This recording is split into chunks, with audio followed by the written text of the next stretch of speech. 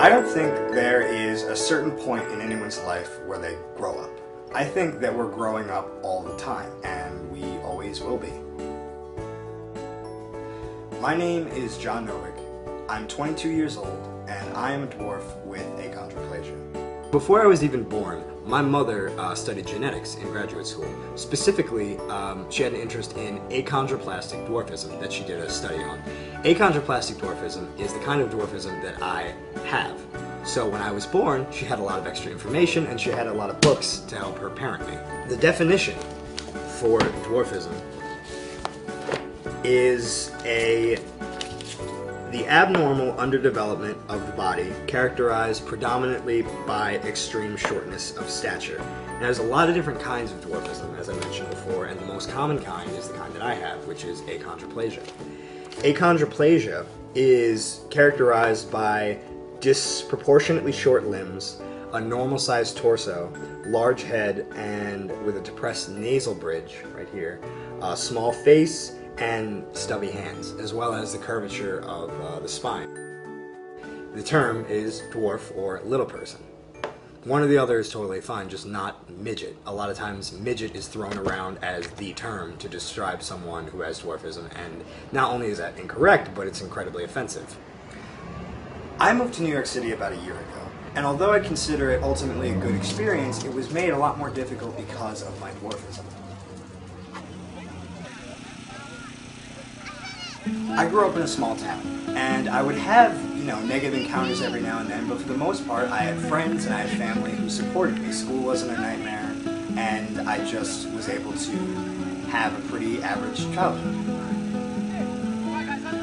A year ago when I moved to the city, I noticed that there was a lot of people. There was a lot of people. And because of that, I had a lot of encounters. I would have people take pictures of me on the subway. I would have people that would harass me, and just all of these things, all of these almost daily occurrences. They would continue happening until it got to a point where I just got fed up with it.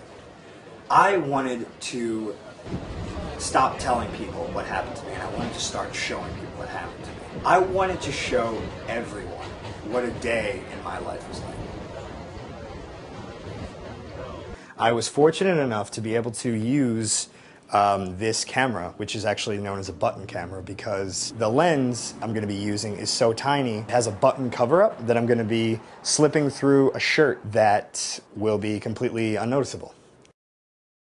So we are all packed up, the camera's all ready and going. I'm going to turn it on right now.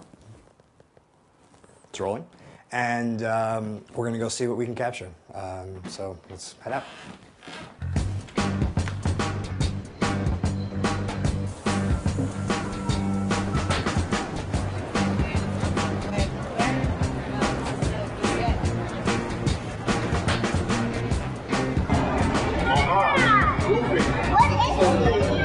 Have you been on TV? I have not. You know who you look like?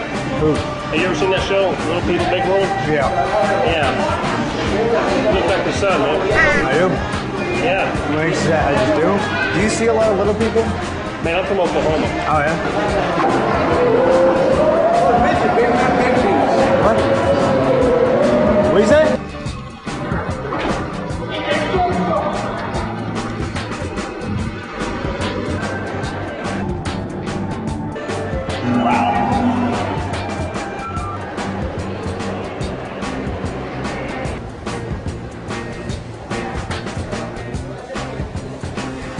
And I hope I didn't offend you. Oh, no, it's okay. I appreciate that. No, it's fine. Here. I get your picture?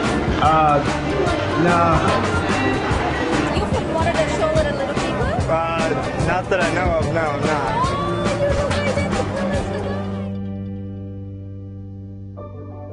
I don't want to tell anyone what to do, or what to think, or how to feel. But instead, what I'll do is I'll ask. I'll ask that the next time you see someone who is different than you, think about what their day might be like. Think about all of the events of their life leading up to that point. Then think about their day, and think about what part of their day do you want to be.